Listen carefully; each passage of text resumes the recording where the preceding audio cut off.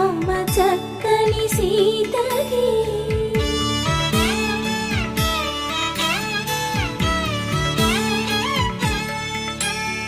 పుడతవి పునవేలు విడిచిన పుడమియల్లుడు రాముడే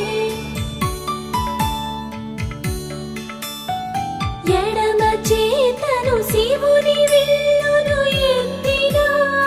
రాముడే ఎత్తగలడా